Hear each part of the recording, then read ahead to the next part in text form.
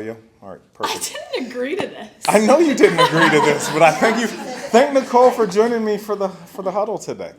All right, so I'm actually going to keep this one pretty short for what I'm going to talk about, and that's why I wanted Nicole up here with me because she's going to know the answer, and I think everybody in here is going to know the answer, except maybe a few new people, right? But it's more for you people out there watching from home. Not you, Zach. Sorry. Earnest money. If Century 21 Connect Realty is holding the earnest money, where do the agents tell their buyer to go to deposit it? The earnest money link that's on Brokerman. Ta-da!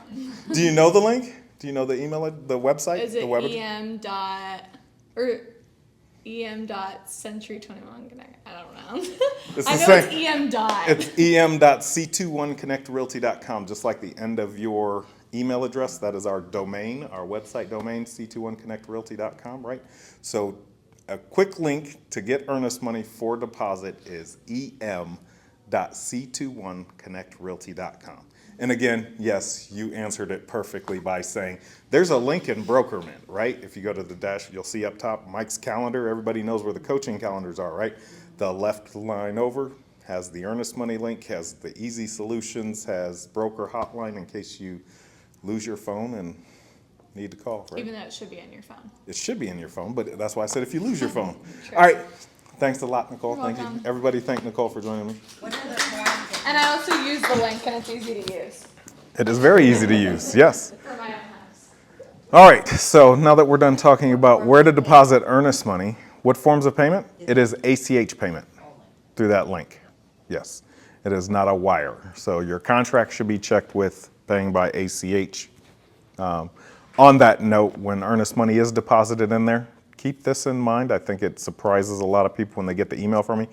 If you terminate within a short due diligence period and your buyer had just deposited the earnest money, our company policy per our bank, Cadence Bank, is that that money needs to sit in our trust account for 8 business days. So I will not release the money until the 9th business day. That is just because it's a trust account, right? I have to be in balance. If something happens, and some of you may have seen this, where if your client keys an account number wrong, right? They will actually go in, the ACH will pay us, and it'll hit our account, and then they'll withdraw it back out because it's a wrong account number when it hits their bank, right? So that could happen. That process can take 5 to 7 days, right? So that's why the 8 business day rule is in there. Make sense? All right. Now I'm going to open it up for y'all. I got plenty of time. We're still going to keep it fairly short, but what questions do we have out there? Anything? Nothing? Okay, I have a question. Miss Tracy, anything? Yeah. So since we're talking about earnest money, right, Yes. do we recommend that our clients use our office to hold their earnest money? So Mike did the whole class on earnest money, and I personally would not use Century 21 as the holder of earnest money. And here's why. Because when we have to make a decision that is not in favor of your client, they're going to be mad at us, right? So in that instance, I'd rather have Brett holding the earnest money, right? But I remember you saying that you don't want attorney if the same attorney is representing both. All right, sides. so if the same attorney is representing both sides. No, there was one time. Nope, here you go. I'll explain. I'll explain. I already know what you're talking about. Okay. Everybody else, I think Tracy knows what I'm about to say. Nicole, you know what I'm about to say, but there are a few others here and for everybody out there. Earnest money on a finance deal does not matter if the attorney holds it or we hold it or anybody, okay? When it's financed, the attorney doesn't represent the buyer or the seller. They represent the bank, right? So they don't have a conflict of interest. When it is a cash transaction, you do not want the attorney holding the earnest money because the attorney is representing a party and their only option is to interplead that money if there's a dispute. right? And I don't know how many of you have dealt with disputes. Have you ever terminated within due diligence and had the seller go, I'm not signing that, I don't agree with that? There's nothing we can do as agents to force somebody to sign anything. We can tell them, we can coach them through it, we can say they're within their due diligence period, they have a right to terminate because their nose itches when they walk through the front door. They don't have to have a reason within a due diligence period, right? The seller also doesn't have to sign that. But if it's a cash transaction and that happens, the earnest money funds have to be interpled into the courts. The attorney cannot make a decision. They will go back and forth and they'll try and point out and like, hey, you guys probably need to come to a decision because they don't want to interplead it either. Because let's say it's $5,000 earnest money. Interpleader actions are going to cost anywhere from $3,000 to $5,000. And the attorney gets to take that money out of the earnest money before they interplead it, right? So even if it's $10,000, you're going to lose $3,000 to $5,000 of it in the filing of it into the courts, right? And then you have to hire attorneys to duke it out in court to get the money back. And so now you're spending $5,000 to $10,000 on attorney's fees. The good news is the prevailing party, the party that wins that action, will get whatever is remaining of the earnest money back in a judgment against the other party for the rest of the money. Good luck collecting it, right? Good luck collecting it.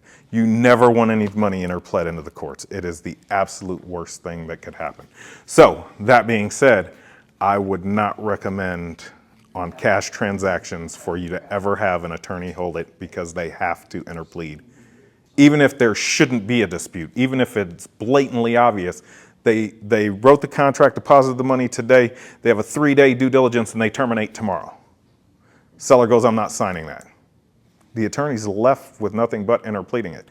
Is the buyer going to win the whole interpleader action? Yes, but it's going to cost thousands and thousands of dollars, and then at the end of the day, they're going to win a judgment against the seller.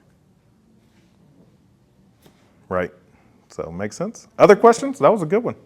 Miss Shireen. So I know based on like the economy and the situation, there's a different amount of earnest money, because they always ask you, what do you recommend? What should I put down? So what is the standard currently? I know it's more. There is no standard. It seems like 1% is not the going rate right now.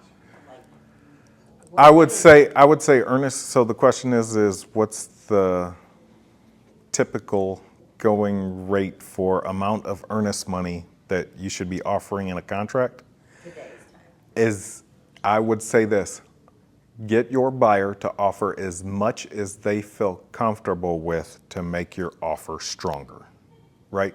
So if you get two offers that are for a $300,000 house, one of them has $3,000 earnest money and the other one has $15,000 in earnest money, which person do you think is more serious? Who's going to lose the $15,000? Nobody if you don't miss any deadlines, right? Your money is secure. When I bought my house, I was going up against cash buyers. At the time, I got my house for $235,000. Woohoo! Right? Sorry, that was a while ago. But I was still competing against cash offers. I lost out on multiple other deals. And my 20% down payment, I made that my earnest money. Why not? I know I'm qualified. I know what my deadlines are. I know what I have for due diligence, inspections, all of that stuff. As long as I don't miss those deadlines, my money's safe. It may take me an extra bit of time to get it back due to an earnest money dispute, like the seller won't sign it, but in that case, where there is no interpleader action, the holder's going to make an interpretation, and I know I didn't miss any deadlines. Right? All right. Mr. Steve, you got a question? No, I was going to add to that. Oh. If you're on the seller side, try to get as much earnest money as you can till it like really, really hurts on the buyer. Because I've had buyers default. I had one that defaulted. They just said, well, they put down 1% earnest money.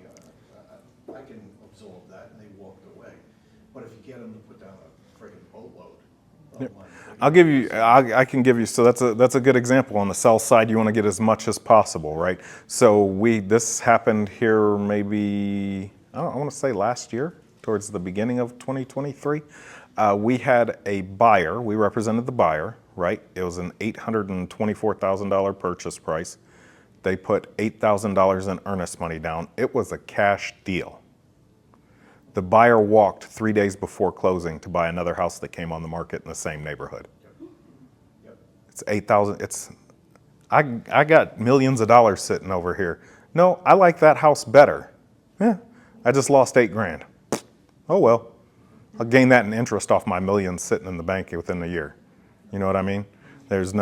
So make it hurt. It's got to hurt. It's the only way to make the point. And if you have a buyer who is putting 20% down and you're representing the seller, if they have a conventional loan contingency that says they have 20% cash, why can't you ask for 5 or 10% in earnest money? Your money's safe as long as you close, as long as you don't miss a deadline. I don't see what the problem is. And on the buy side, it makes your offer stronger. So to answer your question in short, Shireen, there is no standard. You want to get them to put up as much as they feel comfortable with, as much as you can get. Even on the buy side with that same scenario, they can go, I'm not closing now. And now you're not getting paid either after you've gone through and sold a house. How many times do we want to sell houses? Once, right? Let's not sell the same house multiple times. Cool? What else we got? Anything? I still have 5 minutes. 5 minutes? Alex, nothing? No? Quietly? You got a question. I can see it in your eyes. Dan, nothing? Well, Just observing? Go ahead. I was wondering about remember we talked about that 250 form, F-258 or whatever the other day? The pre-showing? Yeah. I'm not going to get into that. We'll be discussing more of that tomorrow Yeah, in yeah, Connect. okay. So, yep. But no, it's a valid question. There's another form as well in there that y'all are going to get to see tomorrow. Yep. I noticed that now when you terminate, or when you do the commission agreement, now the seller has to sign it too. The seller has to sign. I'll cover that in other huddles. Not necessarily. I didn't see It depends on how the listing agreement is signed. It was for the instructions to attorney. Yep.